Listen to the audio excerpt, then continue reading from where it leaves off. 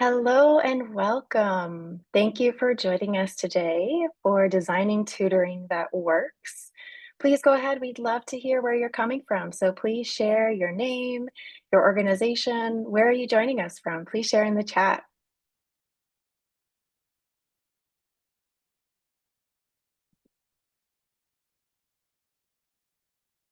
Hello, hello. For those of you just joining us, please feel free to share where you're coming from in the chat, and we'll go ahead and get started. Great. It's so nice to see folks from all over. We've got folks joining us from Ohio and Atlanta, Indianapolis. Wonderful. Welcome.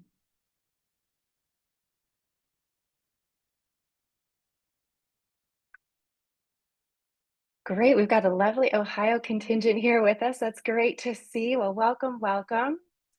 My name is Lauren Ziegler. I'm the Managing Director of the National Student Support Accelerator, and I'll be your moderator for today's webinar. So let's go ahead and take a quick poll to find out a little bit about you and where you are in your high impact tutoring journey.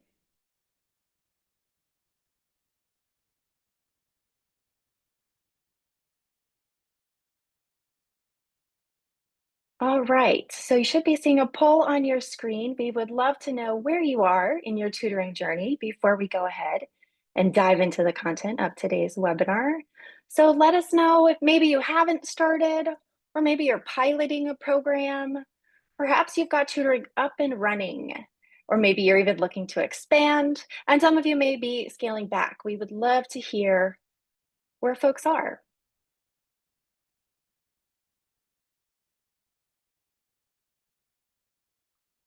Great. And if you're just joining us, feel free to also drop where you're coming from in the chat. We'd love to see that.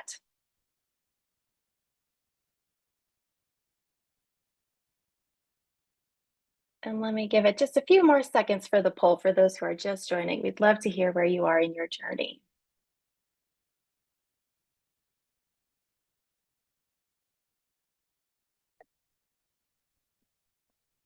All right, let's see. So I see that a lot of schools have tutoring up and running, which is great. And many are looking to expand. So this will be great as we dive into the different sections of the district playbook today. And we'll hope to give you some resources for where you are at in your context. All right, so let's move on. I just want to say a quick word about the National Student Support Accelerator before we begin, for those of you who may not be as familiar with us. So we are based out of Stanford University, and our mission is to equalize access to high-impact tutoring around the country. And we do this by conducting and coordinating research.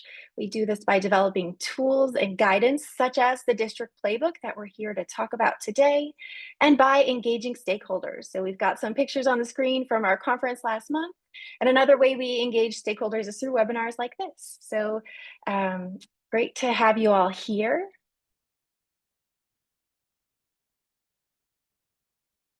And what are we going to do today? So in the next 55 minutes or so, we are going to walk through the newly updated district playbook. We will hear a bit about an example of high impact tutoring happening in Colorado. We've got some use case scenarios to help you depending on where you are on your journey. And then we've got some additional resources. And we hope that by the time you walk out of here today, that you're equipped with just a little bit more knowledge and tools for implementing effective high impact tutoring in your districts. And please, at any time, you can feel free to ask questions in the chat. There's also a Q&A feature. We want to be hearing from you. And so to help us do this work, I'm so excited. We've got our two speakers. We have Chayne Turano, who is our Quality and Improvement Manager at the National Student Support Accelerator. She brings a rich experience as a classroom educator in New Jersey, and she was a former member of NSSA's Educator Tutoring Advisory Group. And she is going to tell us all about the district playbook. And then we're so happy to be joined by Chelsea Reinhard, who is the high impact tutoring coach at Harrison School District in Colorado. And she is a current NSSA Educator Tutoring Advisory Group member. So great to have Chelsea and Chayne here with us. Before we get into the meat of the program, I just want to give a quick scenario. It looks like a lot of you are already doing tutoring. You're familiar with this definition of high impact, but I want to ground us in it before we move on. So high impact tutoring is personalized, relationship-based instruction. And we know that when tutoring is done in this way, it can actually be really effective in accelerating student learning. And we know that it needs to have a couple of characteristics to do that. The dosage is really important. It's important that those tutoring sessions are happening regularly, 3 times a week and for 10 plus weeks, and with a consistent, well-trained tutor. We know that the tutoring should align with high quality curriculum, and that tutoring needs to be happening in small groups so that that relationship can be taking place, that relationship building. And tutoring works best when it is part of the school day. And we know that can be hard to do, so we're excited to give you some tips as we walk through the content.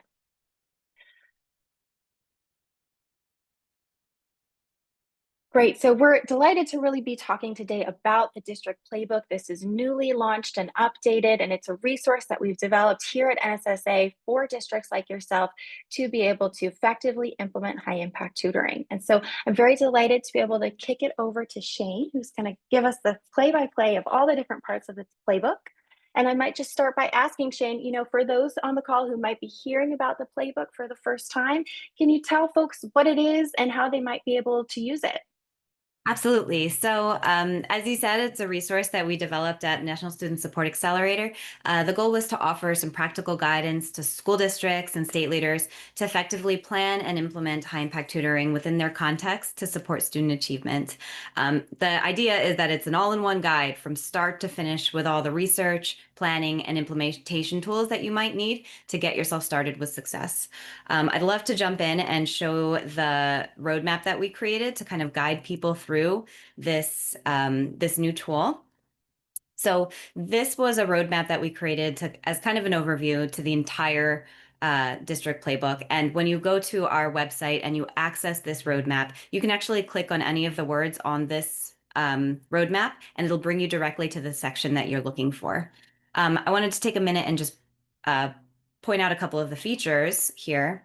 And we have a couple of really cool icons on this. One is a yellow road sign that indicates some places where we've heard that if you slow down and really take the time to make sure that this specific piece is done really, really well and really right, that you have a lot.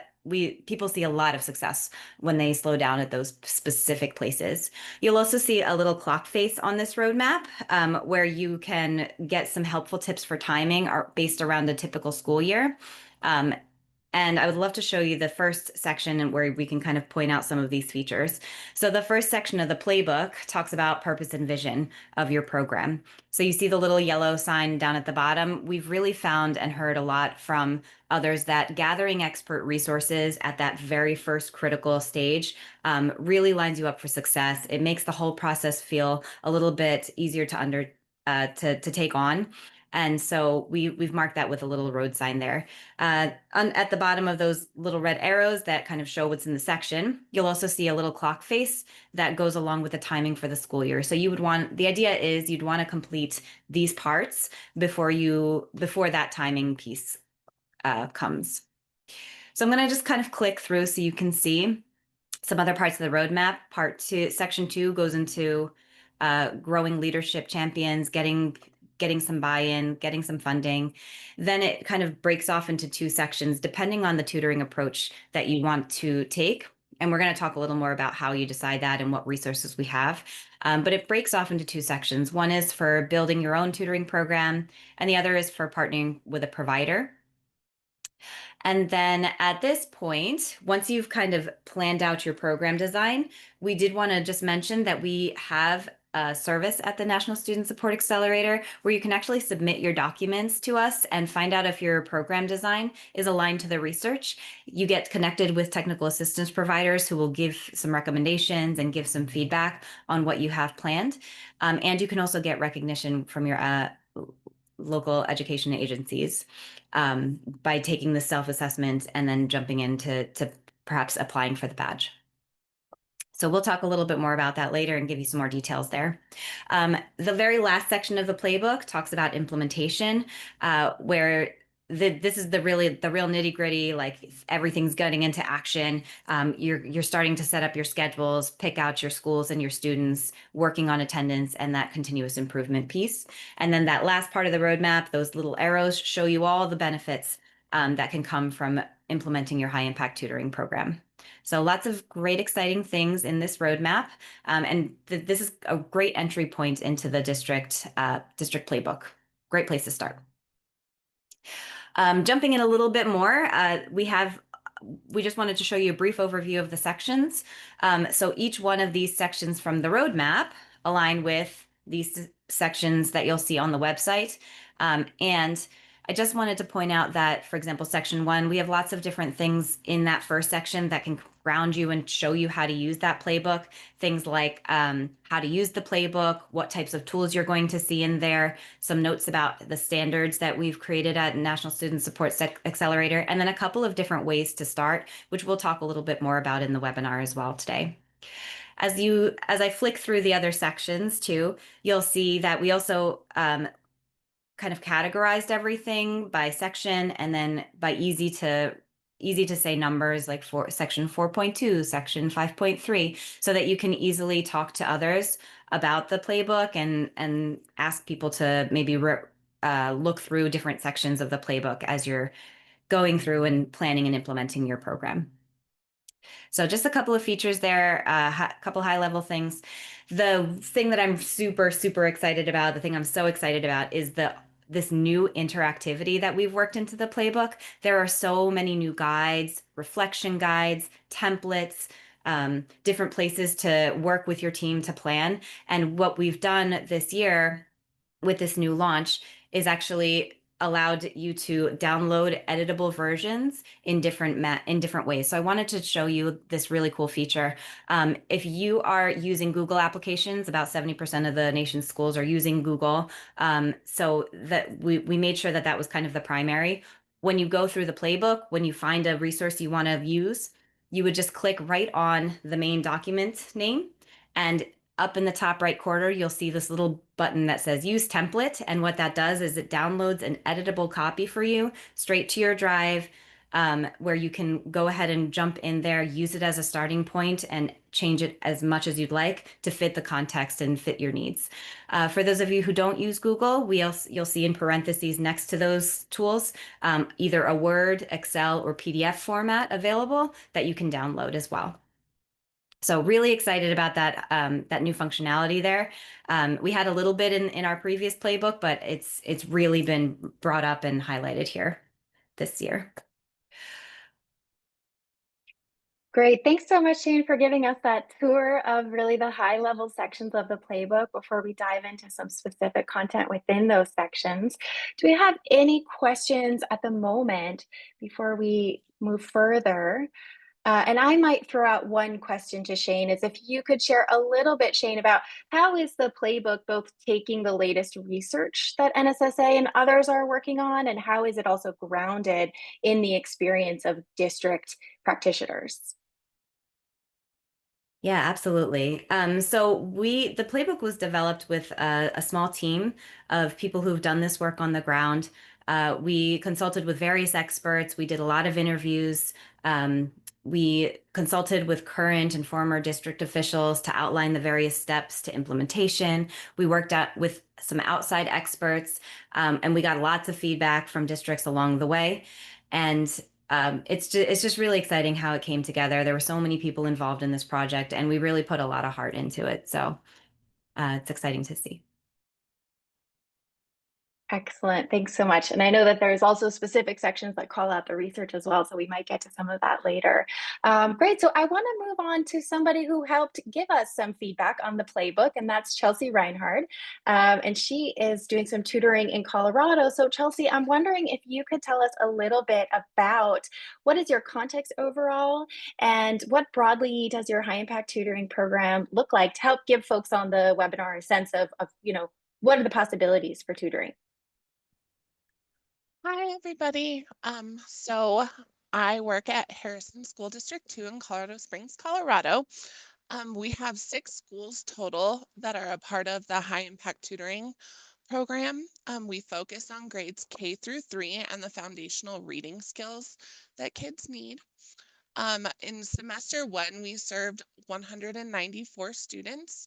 By the end of this school year, we would have served 304. So definitely exciting. We are a build your own model, and we partnered with Boston University to make that happen. We have 11 tutors total. Some schools just have 1, and then we have some schools that have up to 3 based on their student numbers. Each tutor is expected to run 6 groups a day. Groups are either 30 minutes 5 times a week or 40 minutes 4 times a week. And just to give you some background on where we started. So at the start of this year, our K-3 students were only 38% were reading at grade level proficiency. So we knew we needed to do something to help get them caught up. Our district is 67.5% free reduced lunch, 77.6% minority students, and 15.9% ELLs. So that's kind of like where we're coming from when we entered into this program. Thanks so much, Chelsea. I mean, one of the things that I think is really great and that we'll hopefully dive into a little bit more is how you were able to offer that tutoring 4 and 5 times a week. I know that that can often be a challenge, and so I suspect we'll ask you some questions about that later on. But for this next part of the webinar, what we wanted to do was take 3 different scenarios that may perhaps mirror your context or some of your context, but just to help you understand that there are different entry points for the playbook. So let's start with our first scenario. And this is a scenario. Now, imagine that perhaps your district has little to no tutoring efforts in schools. So, maybe with the exception of some after school programs. And maybe let's say your community is largely rural. You have no new funding outside of some existing state and federal grants that are meant for broader academic achievement. So, if this is a scenario, we'd love to kind of understand, Chayne, what might be the best entry points for a district like this into the playbook? So the best entry points is going to be around section 2. So I'm going to show you our website here. Just want to show you oh, can you see the website? Oh, sorry, let me reshare my screen there. So you should be able to see the website here. And the way that you would get to the district playbook, you're going to click on tools, click on our district playbook. And then you see all of our sections here. So in order to take a look at this and kind of jump into, maybe you don't have any new outside funding, but then for also those of you who are already in the midst of this, you might want to take a look at all of your current programming again and just kind of figure out, how is high-impact tutoring working with everything else going on in our school? So let me show you section 2 here. The first part, this is a really interesting part here, these cover pages. So what you'll see at the top of the cover page is kind of a quick overview of all 3 subsections here, everything that this section is going to go over, and this new section here called Research Insights, where we actually go through all of the characteristics that we've found in high-impact tutoring that show success, and we've linked up all of the research in here with a short blurb about what the research found within each of these sections. So the idea here was to kind of support the sections with research and then give you a direct link to those research pieces so that you can use them to support your decision making and use them to support change and use them to support buy-in with with the people you're speaking with. Down below, we also have all of the flow research. So that each one of these sections has a cover page like that. But let me dig into the scenario a little bit and just talk about, aligning to district strategy. This is going to be something that you want to do every couple of years as you continue with your high impact tutoring program, because schools are, they don't exist in a vacuum. It's not that you have 1 or 2 programs on. You likely have many, many programs going on in your district. And so making them all align, figuring out what can replace what to keep costs manageable and to make the biggest impact for students is so important. So this section is going to help you look at what you're currently doing and figure out where high impact tutoring can fit in to achieve the goals that your district is trying to achieve. It's going to help you analyze all of your current programming to see where you can integrate or replace what you're doing with high impact tutoring. There's some great guides here I want to show you down here. Integrating or replacing existing programs. This is a guide sheet that and some examples of how you might look at what you're currently doing and replace it with high impact tutoring, to have really good effect and get a really cohesive programming going.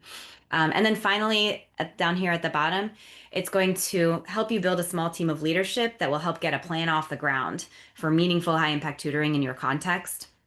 So once you've figured out how high impact tutoring could potentially fit into what you're doing, the next part, we would kind of start looking at maybe setting some goals around, what you're currently doing, what you want to achieve with that high impact tutoring program, so you can figure out where it fits in your district. Thanks so much for that, Chayne. So you left off by saying that you might want to start some goals. So I'd love to hear from Chelsea. Chelsea, if you can think back to when you were first getting started, how did you think about goal setting, especially goals that were data driven? So we really started with what do we already have? And we already had a very strong tier 2 intervention system across the district. We have a what I need model in most of our schools, so we call it the WIN model. But we still weren't seeing the gains that we wanted or needed in our district. So we were like, what are we missing that high impact tutoring provides? And smaller group sizes, consistent, continuous training, coaching for the teachers or paras that were giving our intervention programs. We really felt like we needed one aligned resource to our tier 1 curriculum that could be well trained on. And then we knew that we just needed a well-oiled system at the school level to choose students and to help move them through the program. So we wanted to focus on K through 3 students because that aligns with our early literacy goals and our Colorado READ Act. So the first step was we wanted to have a cohesive program that we could train and coach on. So that way we could have fidelity checks to make sure that we were setting goals and we were meeting those goals, to check in on instruction and guide the training and coaching that our tutors needed. We also knew that we wanted to set goals on student growth and achievement. So we used DIBELS 8 and zoned in on the nonsense word fluency because that is what measures the children's decoding abilities. And then we used that data to do frequent data analyses and to measure growth and make data-informed decisions. We also wanted to make sure that all of our stakeholders were bought into the high impact tutoring model. So we really wanted to make sure that we were gathering their input on what was working and what was not. And we gathered input from students, teachers, coaches, and admin level. So those were the 3 areas. We wanted implementation data with goals that we were doing everything with fidelity. We wanted student growth and achievement goals. So we wanted to move kids and hope they were reading on grade level. And then we also wanted to make sure our stakeholders had a say in what was going on in our tutoring program. Thanks so much, Chelsea. It's so exciting to hear your journey in going through that. It's really nice to hear all of these stories, and we've really used all of these stories to kind of pull into the playbook and get it moving in the right direction to support the work that you're doing out there. So for everybody that attended here, I want to just bring some attention to this section here in 2.2, because this is setting data-driven goals, like Chelsea was talking about, incorporating everything, convincing the stakeholders that were to get bought into this model, and kind of getting everybody moving in a shared vision, like in the same direction. And so this is going to be something that even if you already have a high impact tutoring program going, every year you're going to want to set these goals. And so we have a lot of different tools in this section that can help you look at your data, figure out what goals you want, then look at all of those student metrics that would support your goals. There's a lot of information here. In one of my favorite ones is this reflection guide right here, because we've really set out a whole template for you to get those goals on paper so that you can get everybody moving with the same vision. You can put it in front of your stakeholders to say, this is what we want, this is where we are, this is where we're going, and really get that buy-in from everybody to keep sustainability of your high impact tutoring program and keep it relevant and keep it in that success mode. So really exciting to hear. And this is where you're going to go for like all of those data-driven pieces. Two other sections I'd love to point out to you. Now that we're in section 2.2, there's a before you begin. So this is a section where you'd want to, before you start this section, like just make sure that you've identified, for example, your focus area, or you've identified your existing tiers of instruction. And then at the end, we have planning for the long term, which gives you a couple of pieces of, if you've already been doing this, maybe you go through the whole list and you're like, check, check, check, I've got it. Here's what you add to your planning for the long term, and here's what you want to do on a regular basis. So two other really great sections to kind of reference. Thanks so much for that, Chayne and Chelsea. And I wanted to turn it to the folks, who are here attending. Do you have any questions for Chayne and Chelsea? Do you have any lessons learned that you'd like to share with others? I know that, many of you on the call have also set your data-driven goals. And if there's anything you want to share, please feel free to put it in the chat. We'd love to hear from you, questions or any, suggestions for the group. I want to move us along to our second scenario while folks are maybe thinking about questions or any advice they want to share. And we're going to move into a scenario that's focused on designing and implementing tutoring. So I know that this is also where many of you might be when we had that survey at the very beginning. And Chayne, we're not quite seeing the scenario. If you want to try to get that up on the screen. If not, I can just read it. Okay, here, great, we're seeing it. So this is a scenario where your district has state funds and leadership to support to conduct tutoring for students who are performing below grade level. And you need to determine if you would like to build your own tutoring program, work with an external provider, or utilize a combination of both. So would love to hear, Chayne, how might districts in this scenario approach this? Absolutely. So figuring out your tutoring approach is probably one of the hardest parts. It's a really big decision. There's a lot of moving parts. There's a lot of things to consider with funding and your internal staff, and there's just so much going on. So it's really important to kind of connect and get support from others.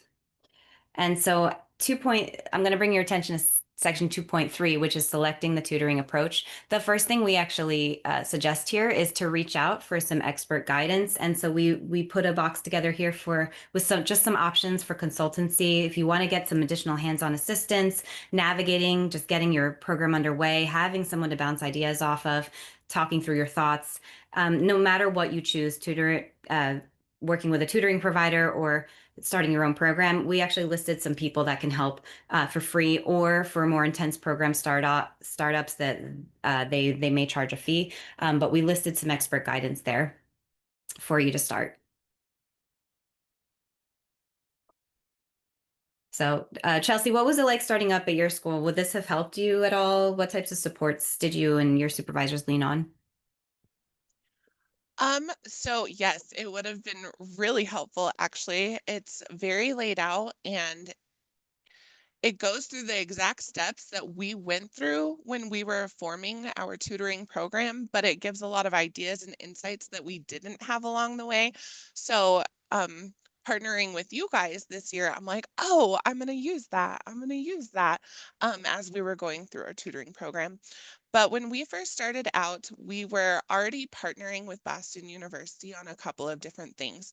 So, my boss, the elementary literacy coordinator in Boston University, kind of worked together and they were like, this would be great for us to do. Um, so we were looking at what we were already doing.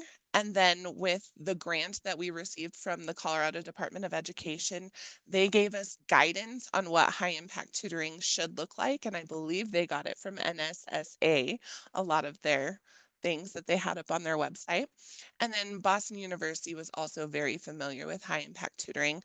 So basically, we had some of the outline already there based on the Colorado Department of Education's expertise on high impact tutoring and Boston University's. But if we would have had the district playbook from the start, it would have given me a better, it would have given me more guidance on what to start with and where to go. That's great. Thanks, Chelsea. And so it sounds like in the end, you decided to use, paraprofessionals as tutors. And so you didn't work with an outside provider for the tutors. So can you just explain a little bit about maybe what was going on in your district prior to that that enabled you to be able to do a build your own program? Yes, of course. So the reason why we did a build your own is we were already implementing a new tier one curriculum in reading and a newer tier one curriculum in math. So we didn't really want to overhaul everything that our schools were doing. We already had a pretty strong assessment system and data management tools. We used DIBELS 8 and M-Class, so we were already monitoring data pretty well. Um, we were already familiar with ECRI, which is Enhanced Core Reading Instruction. We used it with Wonders, and with our new Tier 1 curriculum, we didn't have that, but Boston University um, helped create ECRI for our Tier 1, so that way we could have an aligned, cohesive program. We already had great paraprofessionals. Our district is pretty heavy on the paraprofessionals. And we were already doing small group and intervention time. We just really needed to define how to make the system we already had better. So instead of uprooting everything we were already doing well, we wanted to tweak and enhance what we were doing. And that's why we did a build your own program. And that's great. That's great to hear. Super exciting. And so jumping off of that part where you were talking about all these different considerations that you had to think about as you were trying to choose your tutoring approach. Everything's always different based on the context of the school, the students, and the resources. And so choosing your tutoring approach is really, it really has to be about your specific school and your specific context. And for some of you who have already launched a high impact tutoring program, you might be looking at changing your tutoring approach as now you're getting into your second or third year. Maybe you need some additional outside help to support it, or maybe you want to start to bring it in-house now that you've gotten the feel for it in your district. And so this is a great section here where we have this great reflection guide. You can print it right out or put it on the computer. Familiarize yourself with all of the different three tutoring approaches, which is build your own, work with a provider, or a hybrid between the two.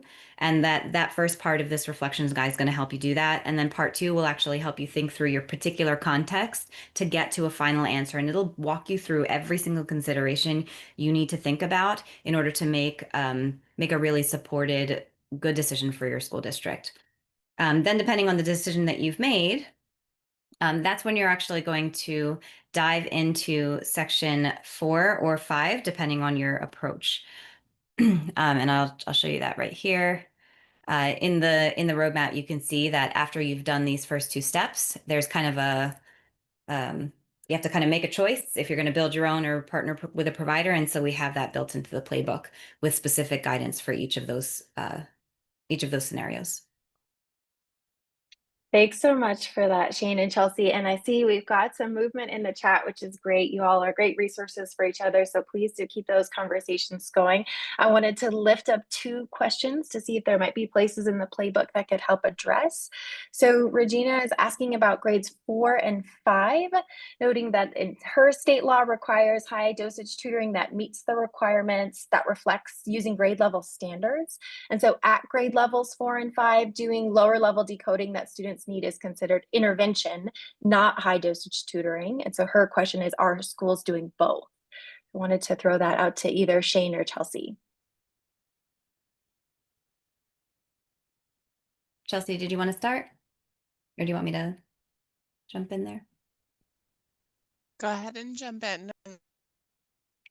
Okay, so yes, actually, so high impact tutoring is actually being used a lot in multi-tiered systems of support. And so it kind of doubles as both. That's the beauty of high impact tutoring, is that it can jump in there and serve as an intervention. And by bringing in the characteristics of high impact tutoring, you bring that whole research base in to get the students exactly what they need. High impact tutoring is all about personalization, which is personalization that's specific to what the students need. And so we're kind of talking about the same thing here in terms of working with, an intervention. High impact tutoring, it can be a form of intervention that works within your MTSS.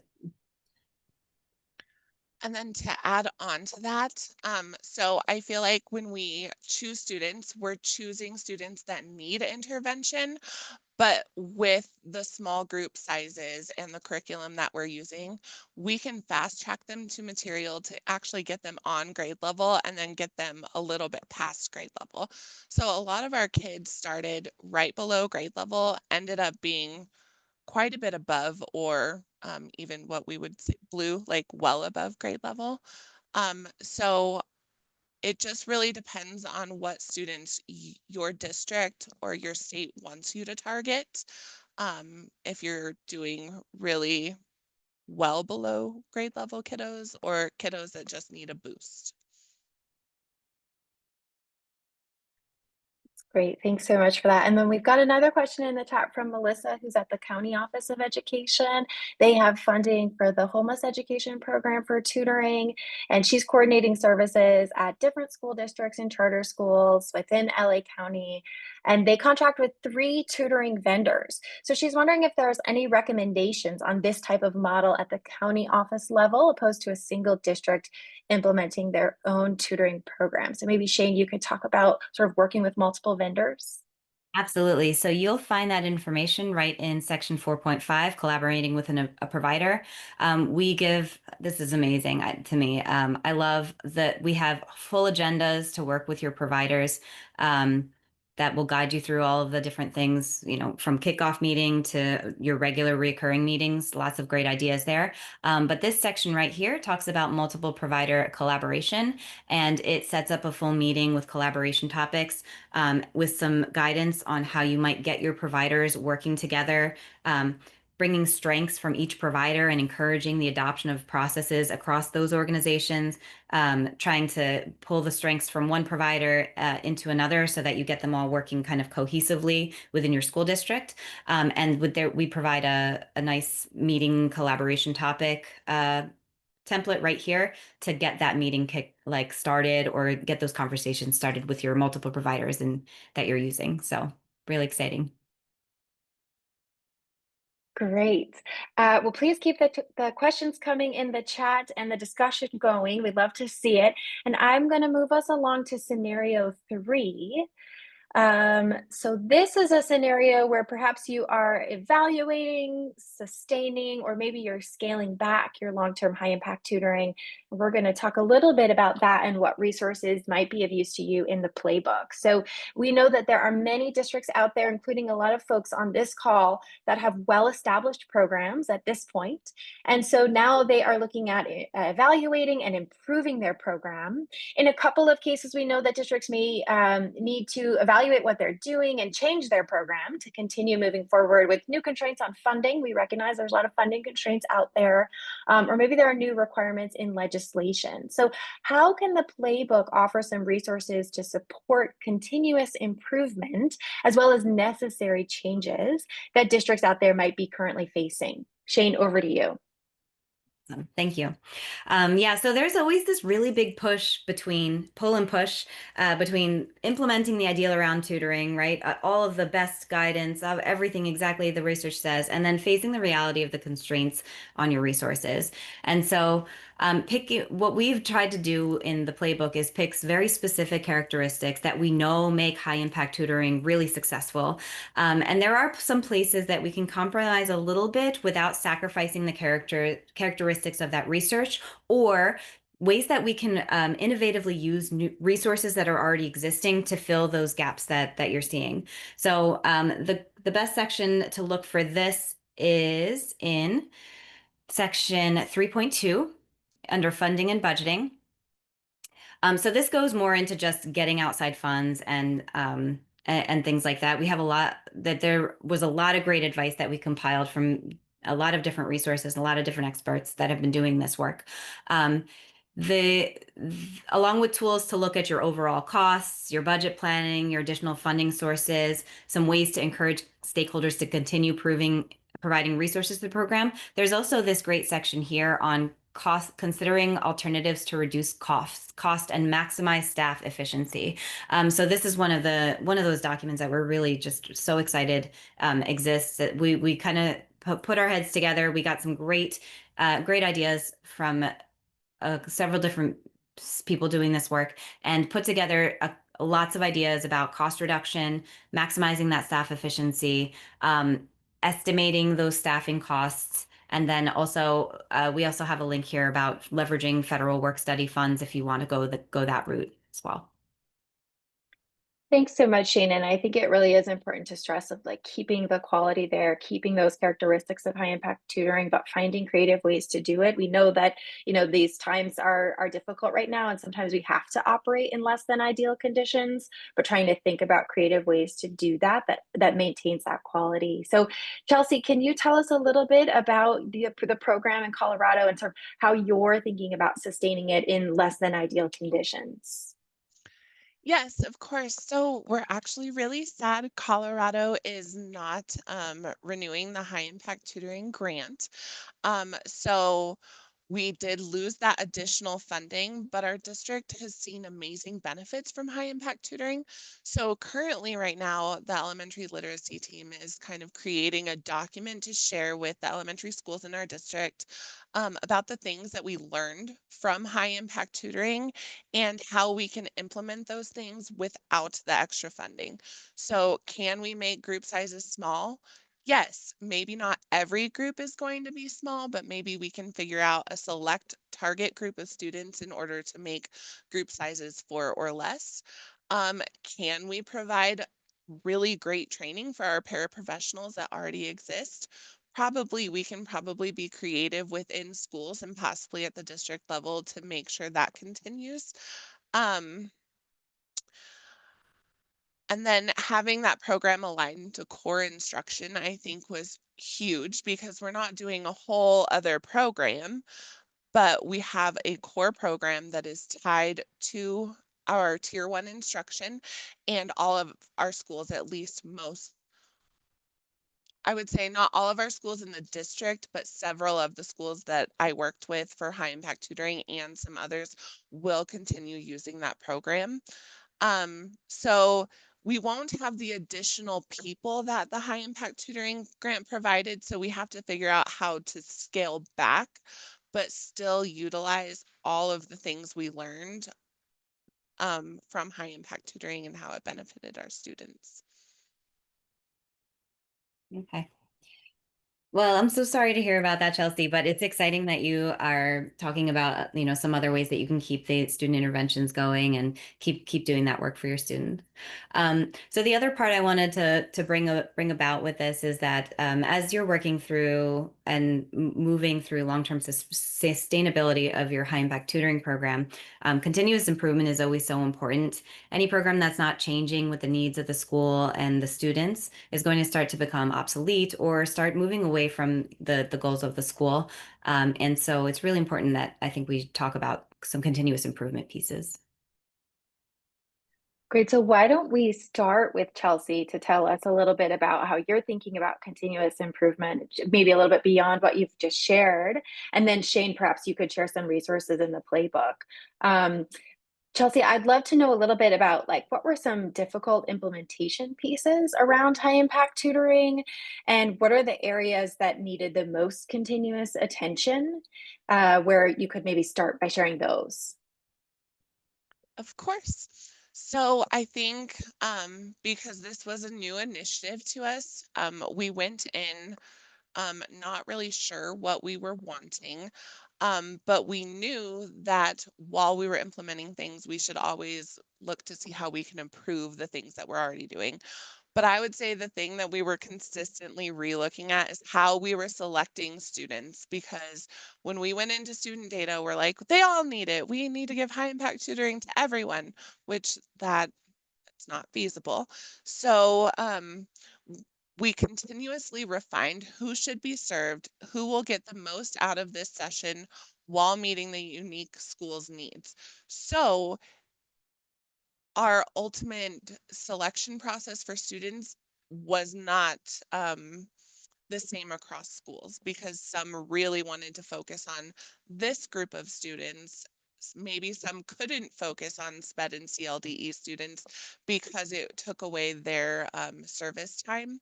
So we really kept refining the way we selected students. You want me to do another one? No, that's great. Yeah. Okay.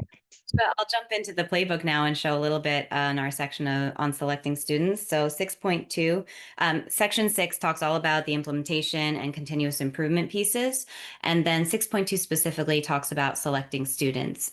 And so we have a lot of different tools here about prioritizing your student populations, selecting the students and what criteria to use, some templates and things that you can use here, a nice reflection guide. And so this was the section that I wanted to kind of direct everybody to look at. There's lots of resources here to help select your students, to narrow it down, and to figure out exactly who you want to provide services to.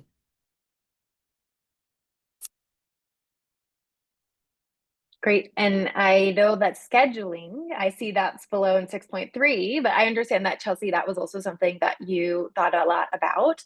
So Chelsea, maybe you could share your experiences first, and then Chayne will take us through what tools we have.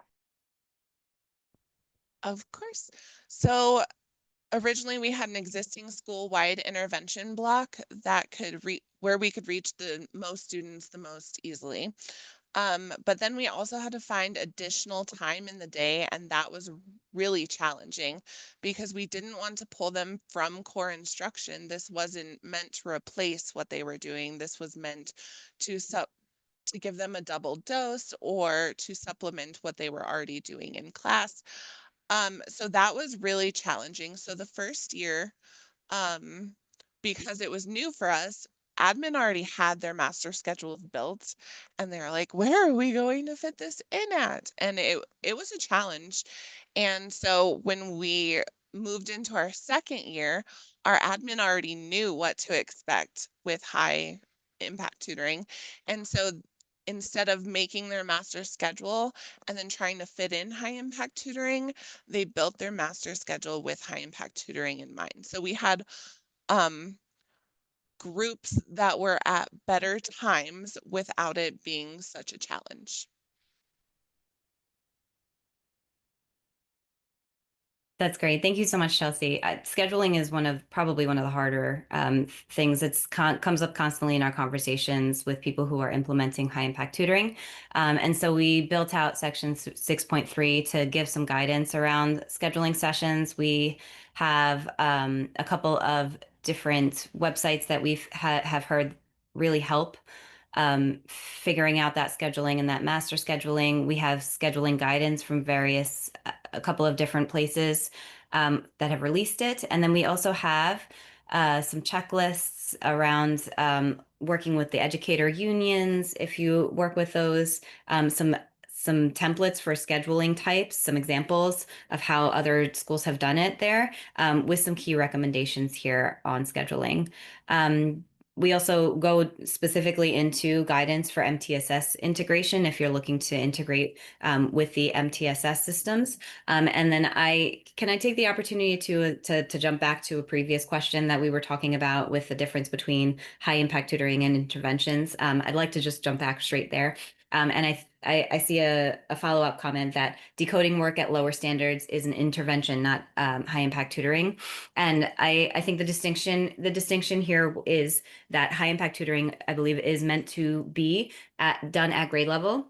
And so the intention is acceleration, not remediation with high impact tutoring. And so you're correct. We do want to make that distinction here, that high impact tutoring is meant to bring tier work at the tier 1 level and get the students accelerated there while providing any background knowledge within those sessions. But the ultimate goal is to accelerate them into tier one levels. So Thank you so much for making that follow-up comment and making that distinction. I just wanted to address that real quick. But getting back to this section here, school-facing guidance, we also have school-facing guidance for MTSS integration. This is really where we see the kind of the future of high impact tutoring being a real possibility for making change in a lot more schools if you work it into your MTSS strategy. So we've provided some guidance there in order to do that.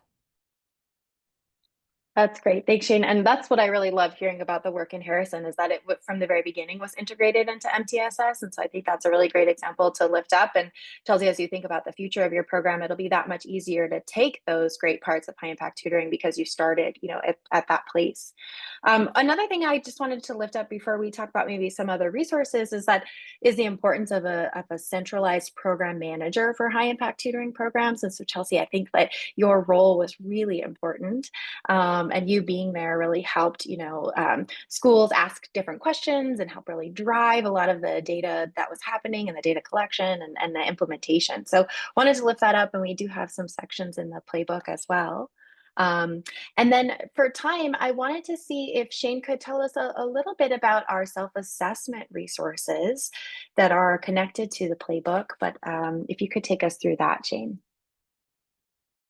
Absolutely. So, in one other way that you can go into this playbook, particularly if you're kind of in the midst of everything that you're doing already, you already have something started, but you're trying to look at your program overall and say, well, what are we missing? Where can we make improvements?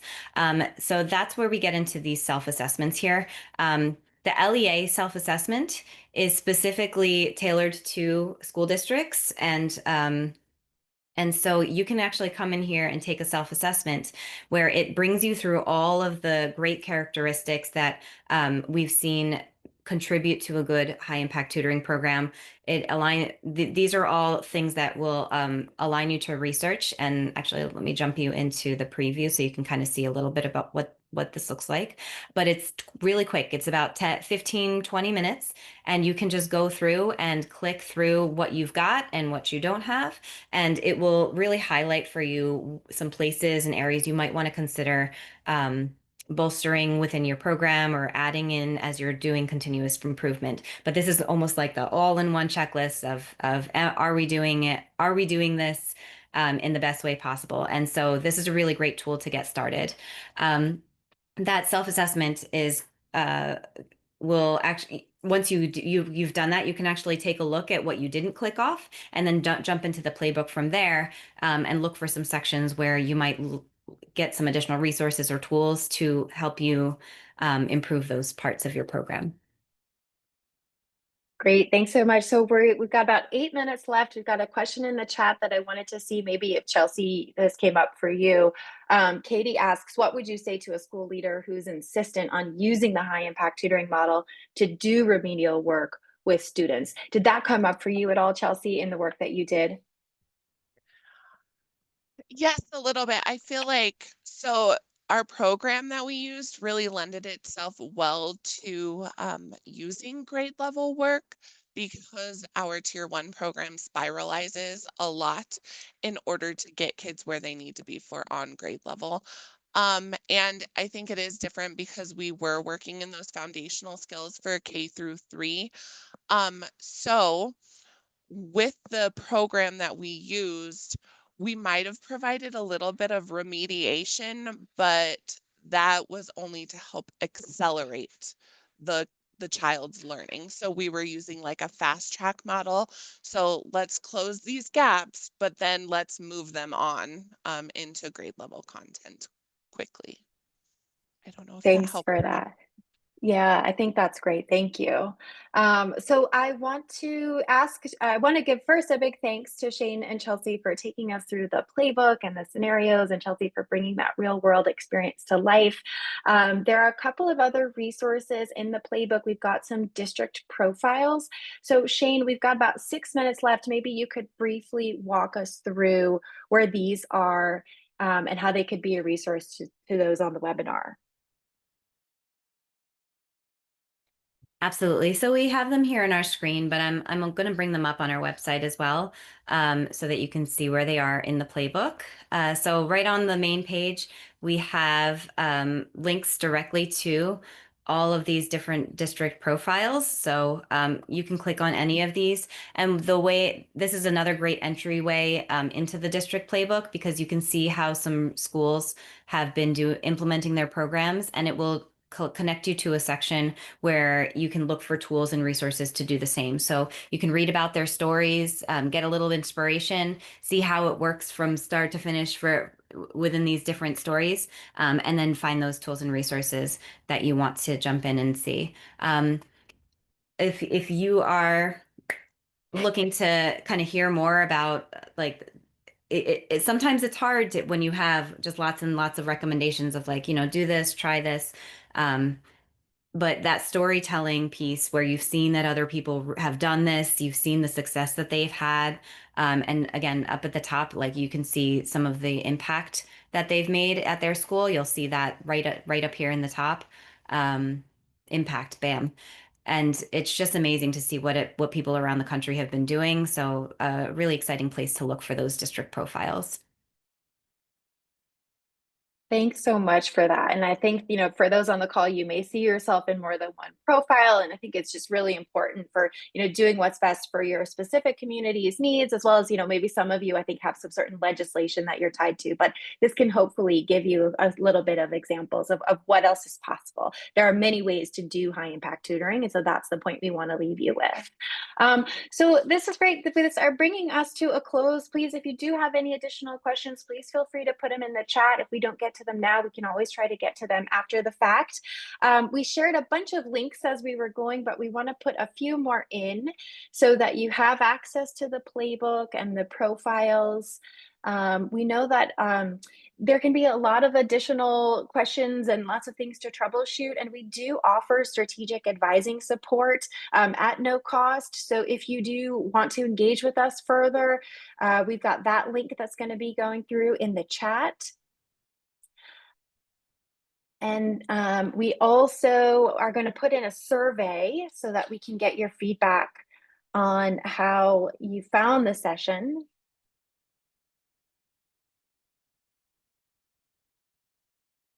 Great, so that's our strategic advising link.